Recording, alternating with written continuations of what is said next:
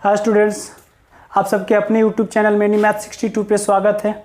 चलिए question number हम 2 तक करवा दिए थे। अब क्वेश्चन नंबर कौन सा करवाना है? 3। Question number 3। तो देखिए 3 में क्या है, यदि साइन ए बराबर 3/4 तो कॉस ए और टैन ए का मान क्या कीजिए, परिकलित कीजिए यानी ज्ञात कीजिए।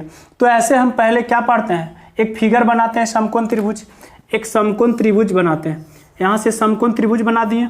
अब यहाँ से देखते हैं, यहाँ से बोल रहा है साइन ए बराबर 3/4, तो यानी 3/4 देखिए यहाँ पे दिया हुआ है साइन ए बराबर 3/4।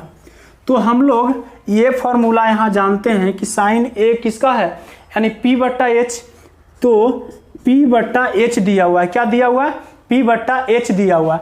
यहाँ से तो यानी लंब दिया हुआ है 3 और ये 4। तो जैसे 3/4 दिया हुआ रहता था तो हम लोग क्या समझते हैं कि 3/4 दिया हुआ है। अगर यहाँ से 3/4 दिया हुआ है तो हम लोग क्या समझते हैं, 3/4।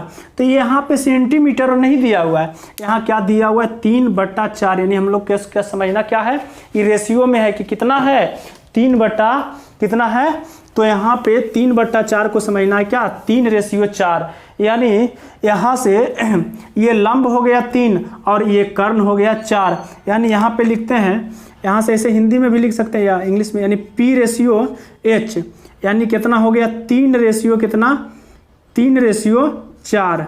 यानी अनुपात। अनुपात में हम लोग बचपन से पढ़ते आ रहे हैं कि अनुपात में क्या एक्स या कुछ भी मान लेते थे। तो देख रहे हैं NCERT में क्या माना हुआ है, के। तो के माना हुआ है, तो यहाँ हम लोग भी मान लेते हैं के। एक्स भी मान सकते हैं, कोई दिक्कत नहीं। यहाँ से पी हो गया 3 के और 4 एच क्या हो गया 4 के। तो यहाँ से लंब यानी पी कितना है, तो पी यहाँ पे है 3 के। और एच कर्ण कौन होता है, यहाँ पे 90 डिग्री बन रहा है इसका सामने, यानी ये हो गया 4 के। अब निकालना हमको क्या है, आधार निकालना है। इसको हम बोलेंगे P लंब है, इसको बोलेंगे B आधार है, इसको बोलेंगे H। तो लंब कर्ण दिया हुआ है तो क्या निकालना है हमको, आधार निकालना है। तो हम लोग को ये फॉर्मूला पता है। देखिए ये लिखे जो समझ में आ रहा है ना, यानी लंब का मान हो गया 3 के माने हैं और कर्ण को क्या माने हैं, 4 के मान लिए हम। अब यहाँ से निकालते हैं क्या, B निकालते हैं। कौन सा फॉर्मूला से, पाइथागोरस प्रमेय से। पाइथागोरस प्रमेय से। तो यहाँ से देखिए कर्ण स्क्वायर बराबर क्या होता है, लंब स्क्वायर प्लस आधार स्क्वायर। तो यहाँ से कर्ण दिया हुआ है, देखिए तो हमको कर्ण नहीं निकालना है, आधार निकालना है। तो यहाँ से किसका, यानी कर्ण में से घटेगा, कौन चीज घटेगा, लंब, तो आधार निकल जाएगा। तो लिखेंगे यानी आधार स्क्वायर, यानी B स्क्वायर बराबर लिखते हैं, B स्क्वायर बराबर क्या, H स्क्वायर यानी कर्ण स्क्वायर और माइनस क्या चीज, लंब स्क्वायर। लंब को क्या बोलते हैं, P लेते हैं, P स्क्वायर लिख दिए। अब यहाँ से देखिए B स्क्वायर बराबर H कितना है, 4 के, यानी 4 के का स्क्वायर। अब यहाँ पे 4 के है ना केवल H, तो इसका स्क्वायर होगा 4 के का स्क्वायर होगा। P, तो P कितना है, 3 के, तो 3 के का स्क्वायर लिखें। अब यहाँ से B स्क्वायर बराबर 4 चौका 16 के स्क्वायर होगा। 4 का स्क्वायर किए तो 16, के का स्क्वायर किए तो के स्क्वायर और माइनस 3 का स्क्वायर किए तो 9 और के का स्क्वायर क्या होगा, के स्क्वायर। अब यहाँ से B स्क्वायर बराबर 16 के स्क्वायर में से 9 के स्क्वायर घट गया तो कितना बचेगा, यानी 16 के स्क्वायर में से 9 6 15 9 7 16 यानी 7 नहीं बचेगा, यानी 7 के स्क्वायर बचेगा। क्या बचेगा, 7 के स्क्वायर। यानी B बराबर जो होगा इधर स्क्वायर में है तो रूट में होगा ना, 7 के स्क्वायर। अब देखिए यहाँ से B बराबर ये रूट में 7 बचेगा और ये के स्क्वायर अंदर में कितना रहता है, 2 गो रहता है, जोड़ा है ना, के स्क्वायर के मतलब 2 बार, तो 1 बाहर निकल जाएगा।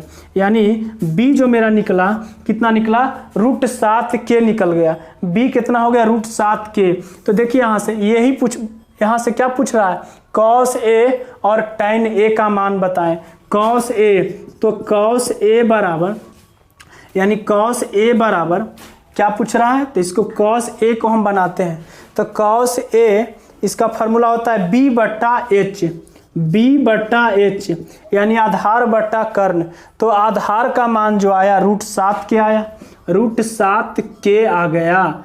और कर्ण H का मान कितना आया, यानी 4 के है, कितना है 4k। तो यहाँ से देखिए k से k कटेगा तो बच गया कितना √7/4। तो एक चीज़ निकला cos a निकला। अभी निकालना हमको क्या है tan a निकालना है। तो निकालते हैं tan a।